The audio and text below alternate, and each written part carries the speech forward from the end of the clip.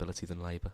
Or Well, indeed Conservative. I think they're yet to exercise their economic muscle in the government quite effectively. But I think what we need to look at every time the government say things like families will be £700 better off next year, that's before we take into account inflation. Inflation is roughly around 2.8%. Exactly, these are headlines. But the tax threshold is going up. Because originally, when we started in government, it was exactly. It will give them it's more going money, up faster but than the overall, rate of we look inflation. at So therefore, we look at the public sector pension changes. We look at the pay freeze of 1%. Most households are going to be significantly worse off because of this current budget. But the budget's fairly neutral. It's not really. It's not an important budget. The budget was essentially not to It could have been the boat. It could have been an important but budget. from a different perspective, because we haven't obviously got majority, we can't do everything we want. But we raised a tax threshold. We've increasing we want to increase housing construction, capital spending, and also. This is getting a bit complicated now, but then also the remit of the Bank of England's been changed, so it's more focused on growth, which would which would be more aggressive in increasing bank lending to businesses, which was what the lack of bank lending is what was caused the financial crisis, and that's now it was trying to tackle that. I think. And now we move on. Thank you very much, Dominic Sikowski, for coming into the studio as our Liberal Democrat Society president and special guest. When do you meet? If anybody's listening and would like to join the party, persuaded by your. We've got a Facebook page. It's Brighton and Sussex Liberal Democrat students, and we usually meet every Wednesday about 8 p.m. But I don't think we're meeting up this week because it's Easter. And so the Lib Dems take a break for Easter. It's a celebration of sorts. It's the last show before Easter. We're all drinking in the studio against radio rules. Come and get us, URF chairman, wherever you are. We're in the studio, urinating on all your equipment. You're going to lose this show, Paul. That's crude, isn't it, really? This is serious political debate. And our next topic... I don't know why you're laughing. Our next topic is there, Molly, a political elite? And when I say a political elite, I mean... Is there a patriarchy in British politics? Where are the women? Where are the women? I mean, exactly. In the House of Commons. There aren't many of them. Oh dear, it's another feminist piece. I should sit out. No, you should sit in. You can be a feminist as anyone, well. A man, woman, Despite child. what Paul said, anyone can be a feminist. And I've got nothing against feminists. I've got nothing against their cause. The only thing I think we've discussed actually at length between the two of us is positive discrimination is perhaps slightly worrying, but in general, I think the plight of feminism now lies perhaps in different countries where there are... Once again, Molly's outnumbered by men on this show. I'm in a room. Her a chance. I'm in a room surrounded by men. Sorry, Molly, take over. Hey, we're a bit thirsty, Molly. Go and make the tea. Put the kettle on. Okay, Give us a brew. Okay. You can't say that, Paul. You don't want me to swear and get your radio show cancelled. No one will care. No one's listening. So basically... No, but... All right, this laddish culture needs to stop. Yeah. Right. But I'd agree with Molly, actually. I'd agree with Molly. Seriously? No, it's a serious subject because you talk about like a political elite, and I think it's true that it's not just even political elite; it's just an elite. Like if you look at every sector of like society, it's dominated by men, and like we're in like is it what's just meant men, to or be is it like just very, very rich individuals? It's both. I think it's both, and like if you look at like these. I think we're in like a representative democracy, but I don't feel like represented. There's just like it feels like there's you look at these people who come. It's not even like they come from the same social class. They come from the same boys' schools. They come from the same they come from the Bullingdon Club. Do you know what I mean? So it's like I feel like, and often like what we were talking about before, like having a conversation, is that women who do like make their way in and like muscle their way into the political elite. It's women who have to be like men. For a woman to get far in politics or any area of public life, or indeed any area of business, one has to be either very ruthless and or they're considered at least over emotional. Exactly. Like women, I feel like women almost like they can't win because either like they're seen as being like cold and like brutal and like unemotional, or they're seen as being like overly emotional and not fit to be in politics. Was it not Margaret Thatcher that was she was given vocal training to lower the tone of her voice, so she but also she appeared less emotional. But also Margaret Thatcher's like it wasn't when like a lot of feminists supported her because she was a woman Because she was in a woman. power. But we shouldn't. But You shouldn't it's support her not, because of yeah. her gender. And Yeah. also, It she needs no, to but be- she didn't make room for other women. She didn't move the women's Not at all. movement forward. She became one of the guys. She was exactly, yeah, and I One think of the that's one guys. of the I problems. suppose my underlying argument in the Badger, my controversial piece, which I received a slap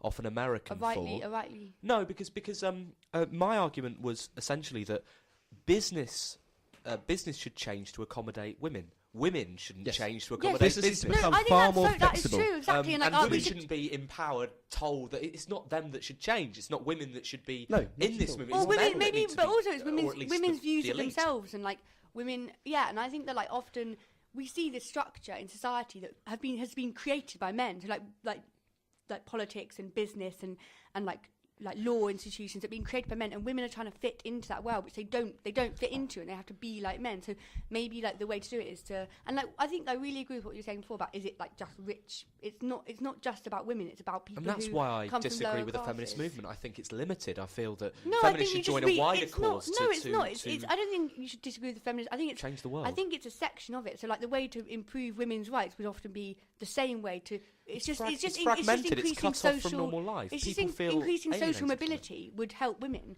and I think that like feminism should it shouldn't be about like. Yeah, it shouldn't be like antagonistic. It should be about something different. So Consider this before we move on to Ed Mead. Little Jimmy, he's at school. He's running in the playground. Okay. He trips over on Yeah. the tarmac. He's grazed his knee. Okay. His mother, Helen, Yes. is on the verge of a huge business deal worth billions of pounds. All right. She's just on the phone to Mr. Masood, her boss. Okay. Oh no, not her boss. Some rich businessman Yeah. overseas. And then she gets another phone call. Hello, it's Mrs. Butterworth, the secretary from the local primary school. Your son has grazed his knee. What does she do? Okay. First of all, What does she do? Is she a single Her mother? heart or is her she a head? single mother? No, not necessarily. But her dad, the dad. Yeah. What's he? He's not going to go. He won't care, will he? I mean, What it's do a you mean you grazed won't knee, care? is it? What do you But mean you won't but care? a mother No, is far more that's what I likely. can test.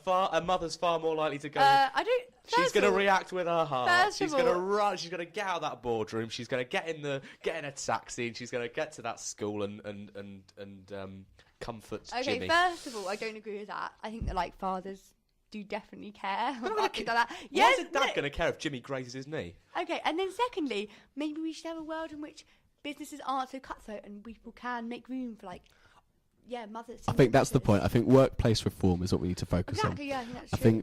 think the whole argument that women are difficult to employ because they take time off to have babies, that's not going to change until men start having babies. I'm sorry, we can't keep using that argument. There are a lot of companies now, I think Google included, that they make very special provisions for women to take time off, to have children, to have a family, and then come back into the same job, or perhaps a job which helps them catch allows up them, quickly, yeah. gives them the education, the training they need to make up for their lost time. That's what we need to focus on. It's not necessarily trying to achieve a kind of superiority of women over men, which I think is a lot of what the argument is. The argument is presented in that way in the We should allow media. men to take time. Like companies should allow men to take Well, time off for paternity You've got leave as men well. It getting should be- 2 weeks off to spend time with their children. Of course, men aren't going to feel the same kind of connection with their children as perhaps women do. I agree. I really believe. Yeah, and that should change. Maybe that should change. That Maybe definitely men should be change. allowed I'm to. fully, fully supportive of that. kind of Yeah, thing. and I think there should be more equality between roles of parents. So No. men and we're talking, there's countries that give Why a should kind men? of a lump time, Where's and it their can be social life divided gonna go? equally between men and women. I think actually that was a proposal put forward by David Cameron about a year ago, which was then struck down by some of the slightly more right-wing members of his party, that men and women should be given a set amount of time that they could then share between the two of them. Yeah. But I think what children really need is it would be nice if we could have both parents off at the same time, Yeah. so they don't have to share the time. Now- The mum and the dad can both take perhaps No, like 4 in an weeks ideal, together. of course, in an ideal society, but I think that what's important is that there shouldn't be put a role imposed on a woman to Oh, no, of stay at course not. home, and so she it's should about, not be it's the about housewife, as it were. Yeah, exactly.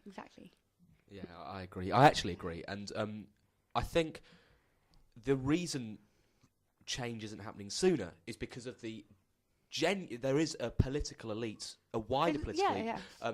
And what you've got to see is the way the parties are funded. The parties are funded, of course, by both, especially all three actually, Labour, Conservative, and Lib Dem. The Conservatives can come out as much as they want. People nowadays, they're funded by huge corporations, and it's in their interests that the parties operate, and therefore I can't see. I mean, MPs are chosen by the party elites to become an MP. I mean, we spoke to somebody, Anne-Marie Walters, who will be hopefully challenging for the Labour for Caroline Lucas's seat in Brighton Pavilion, and she hasn't secured. She won't. She's not definitely challenging yet. It's very difficult for women to get into the exactly. I think women do feel like in every workplace, but in politics especially, and in business, like pushed to the side, like and like muscled out. And I was going to say that, like, you mentioned Caroline Lucas, and I've actually like talked to her myself about how she, like, entering into like that world has been incredibly difficult, and she's felt like she's somebody who's like being pushed to the side, and she's been like, and it is a kind of laddish culture of like even now of like these like almost like a gentleman's club where women don't fit in. I think Paul just touched on a really important point as well about how the parties are funded. The Conservatives can point the finger at Miliband and the Labour Party, accuse them of being funded by the unions all the time. But when you look at where the Conservatives' money comes from, it's mostly from the city. Yes. And then you have to wonder why the Conservatives have all these policies which favour the banking sector. Well, of course, it's they're on the banking sector's payroll, and the same with the Labour Party on the union's payroll. It should be no surprise that both parties have these really quite obscure policies that don't really fit with the rest of their ideology. But through moving away from the unions, Labour have copied the same policy as the Conservatives and tried to attract big donors. I remember seeing Gordon Brown and Tony Blair hanging around very rich people, Bernie Ecclestone, Sir Alex Ferguson, and a lot of money came from that. I know you and me, Paul, we've spoke quite a lot about this, about moving away from the kind of privately funded elections that we have at the moment, perhaps having a kind of state-funded system where every party is allocated a certain amount of money to fund their campaign. But it's a shame that we have this system where special interest groups can force through their agenda through money.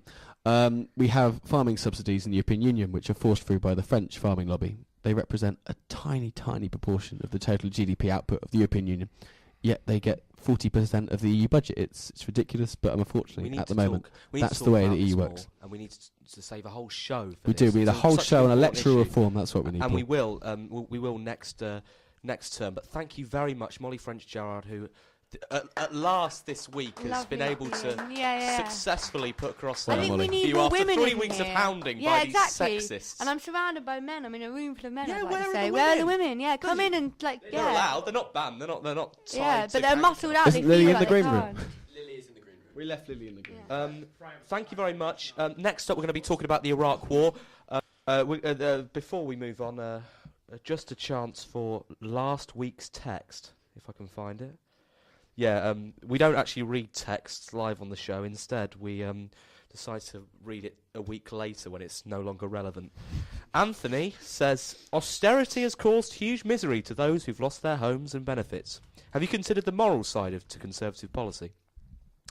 He added, why won't the government crack down on tax evading companies like Vodafone and Starbucks? Their back tax could end the deficit on its own. In fact, these texts are so... They're so relevant to what we've just been talking about with the political elite. These companies represent the political elite.